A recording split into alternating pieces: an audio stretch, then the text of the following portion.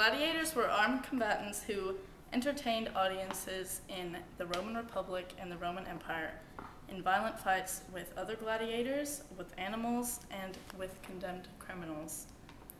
The peak of gladiatorial fights was in the 1st century BC, and it continued to the 2nd century BC.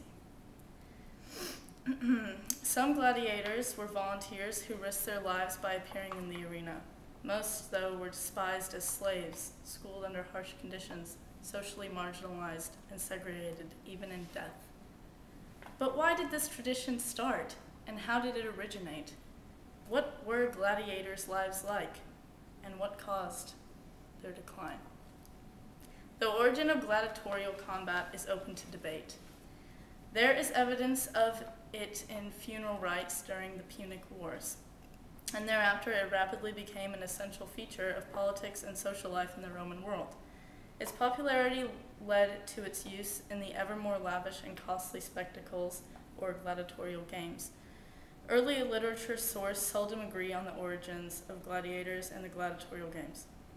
In the late 1st century BCE, Damascus believes that they were Etruscan. A generation later, Livy wrote that they were first held in 310 BC by the Campanians in celebratory victory over the Samnites. Roman historians emphasize the gladiator games as a foreign import, most likely Etruscan. Reappraisal of the evidence supports a Campanian origin, or at least a borrowing for the games and gladiators. The earliest known Roman gladiator schools, or ludi, were in Campania. Tomb frescoes show paired fighters with helmets, spears, and shields, and a funeral blood rite that anticipates early Roman gladiator games. Compared to these images, supporting evidence from Etruscan tomb paintings is tentative and late. The frescoes may represent the continuation of a much older tradition acquired or inherited from Greek colonists in the 8th century BC. The origins will possibly forever remain a mystery.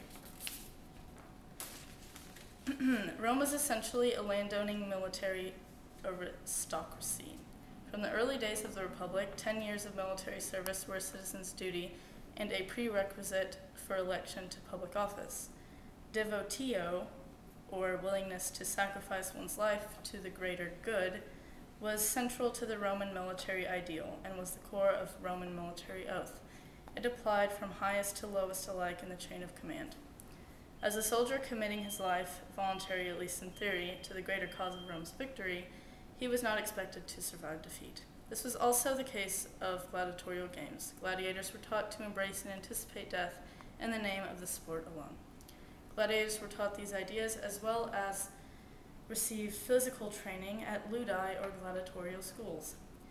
The earliest named gladiatorial school is that of Aurelius Sacrus at Capua.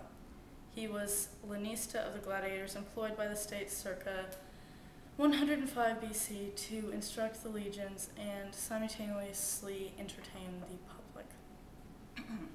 The decline of the gladiators was not a straightforward process, as the crisis of the 3rd century imposed increasing military demands on the imperial budget, from which the Roman Empire never quite recovered. Lesser magistrates found the gladiatorial fights an increasingly unrewarding tax.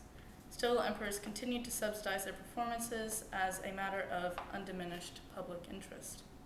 In the early 3rd century, the Christian writer Tertullian had acknowledged their power over the Christian flock and was compelled to be blunt, stating that the combats were murder, their witnessing spiritual and morally harmful, and the gladiator an instrument of pagan human sacrifice. In the next century, Augustine deplored the youthful fascination of his friend Alpius with the manure spectacle as inimical to a Christian life and salvation. Amphitheaters continued to host the spectacular administration of imperial justice. In 315, Constantine condemned child snatchers in the arena. 10 years later, he banned the gladiators altogether. Though gladiators will probably never exist again, considering their barbaric nature being shown as entertainment to society, they will stay forever in our world's history. Their legends will live forever, just like they always dreamed of.